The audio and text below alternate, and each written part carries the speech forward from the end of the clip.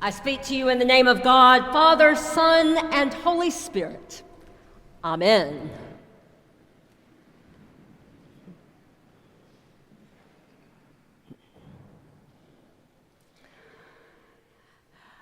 I am not a huge fan of New Year's Eve. The pressure to stay up until midnight shoveling still more food and drink into my impossibly bloated holiday body, barely held in check by my most punishing pair of Spanx. The sneaking suspicion that everyone else is having a blast and that I should be too, even though I'd be much happier curled up on the sofa in my ratty old bathrobe watching the 15th, and this time surely final, Downton Abbey movie. Then, of course, there are the fireworks.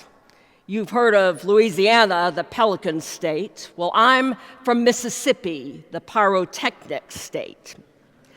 Where I grew up, setting off fireworks is a way of life.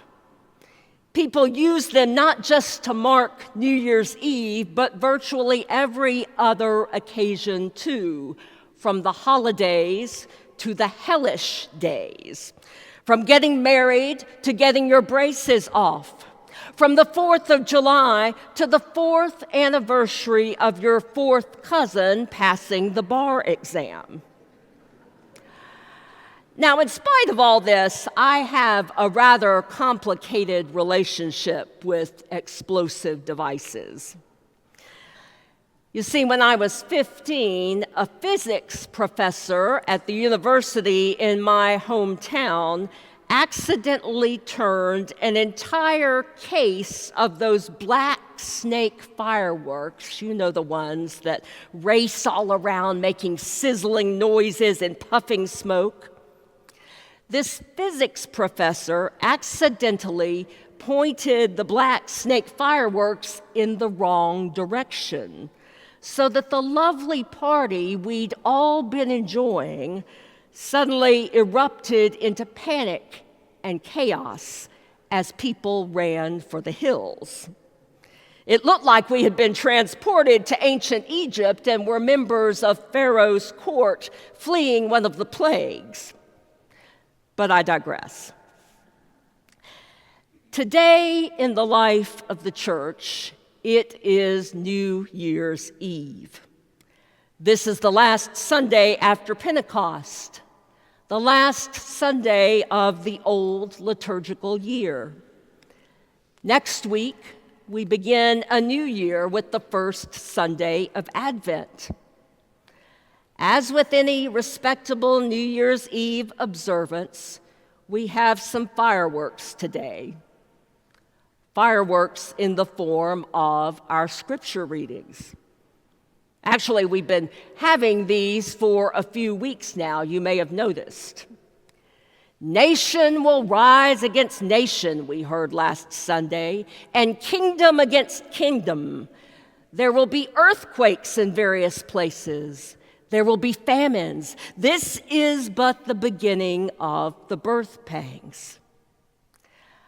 This morning's first lesson comes from the Revelation to John, a book where, among other things, you can read about the 4 horsemen of the apocalypse, the moon becoming like blood, a mountain burning and collapsing into the ocean, and, of course, the beast with 7 heads and 10 horns.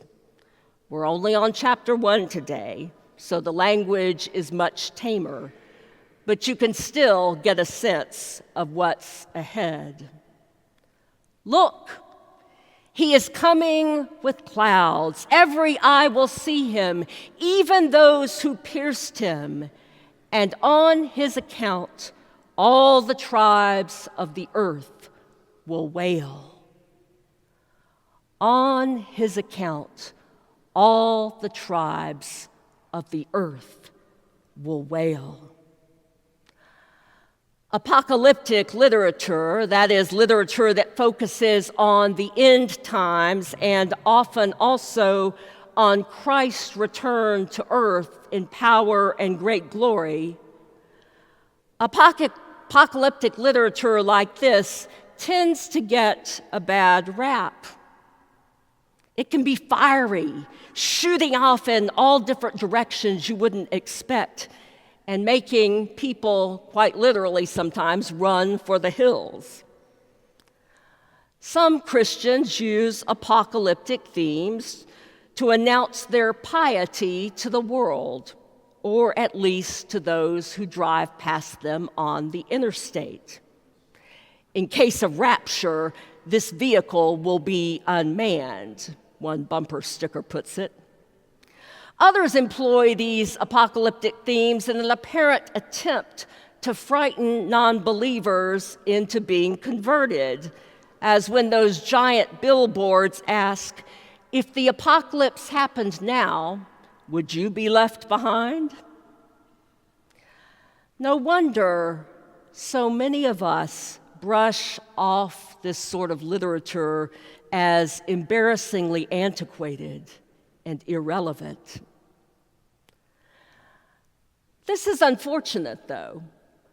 This is unfortunate, since the book of Revelation is actually very well suited to our time. Not because it refers to cosmic catastrophes and suggests that things like wars and earthquakes and rising sea levels mean that the end times are near. Not because of this, but because Revelation was written for a people who, like us, lived in a period of great tumult. A period in which it was easy to give in to despair. A period in which it often seemed best simply to capitulate to the current circumstances, never daring to dream of any other possibilities. The revelation to John was composed for early Christians in and around Asia Minor who were experiencing persecution at the hands of an oppressive imperial regime. Its writings were designed to bring comfort and hope to a people who had all but given up and who supposed that the forces of death and domination were going to have the last word. It's easy to forget this primary focus of Revelation because of all the fireworks that surround it. It's easy to get caught up in all the strange and violent symbolism that we can't possibly make sense of. But if you look closely at the book of Revelation, it's there. Hope is there. Reassurance is there. For instance, the beloved text we hear frequently on All Saints' Day, "See, the home of God is among mortals. God himself will be with them. He will wipe every tear from their eyes. Death will be no more. Mourning and crying and pain will be no more. See, I am making all things new." This beloved text is from the book of Revelation. In this morning's reading, Jesus reassures a broken people. Jesus reassures a broken people saying, "I am the Alpha and the Omega, the beginning and the end. I am the Alpha and the Omega, the beginning and the end." In other words, listen up, folks. Listen up. All y'all who are alternately despondent and hysterical because Caesar keeps trying to present himself as the ultimate source of authority in life, the one with whom people's fates will rise and fall. All y'all who keep buying into this propaganda, wait just a minute. Not so fast. I, God, am the Alpha and the Omega. I, not Caesar, am the beginning and the end. Your times, your lives are in my hand.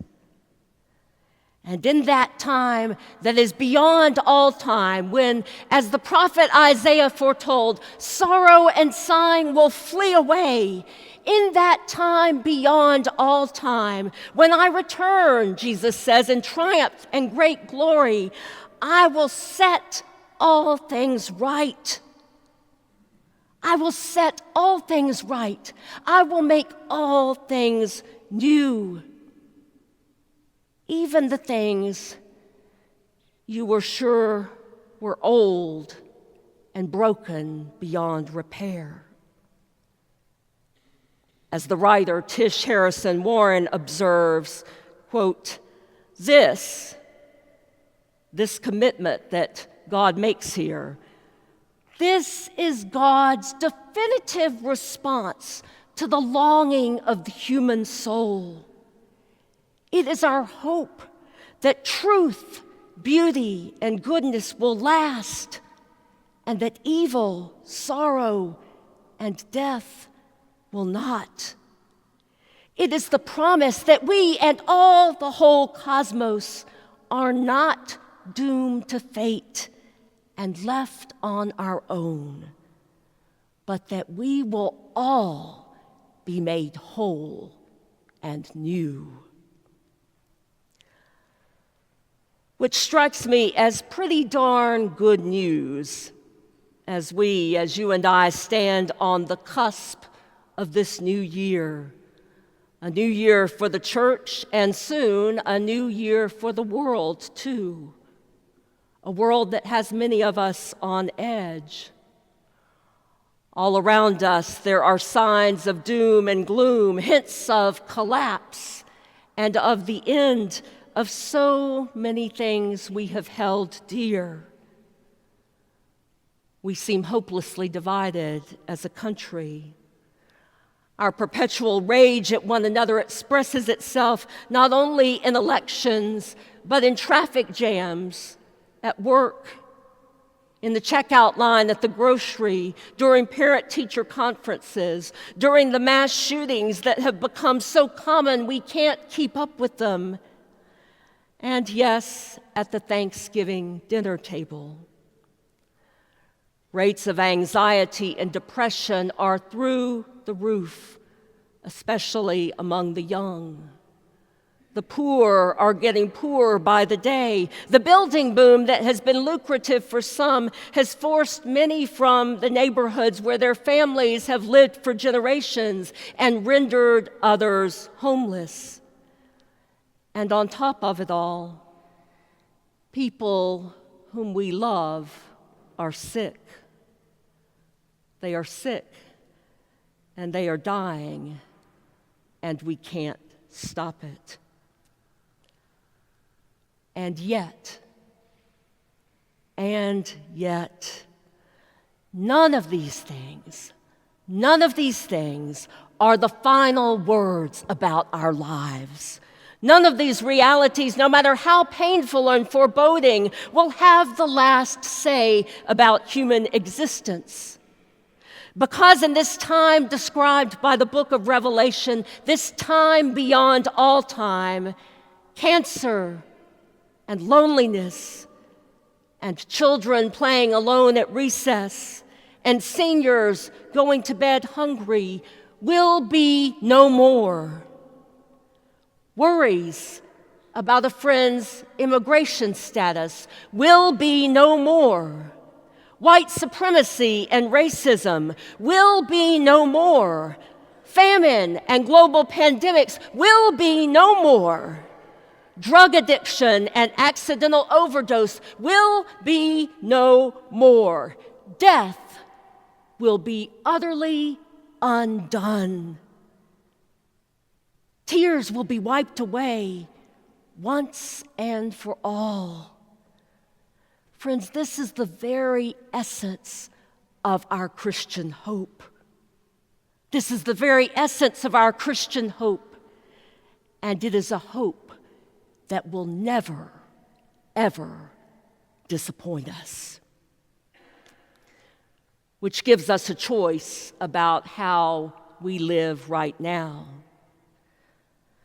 No matter what heavy burdens we may carry this day, no matter what fears and doubts and anguish may be ours, we can still live in the assurance that Christ has died, Christ is risen, and Christ will come again.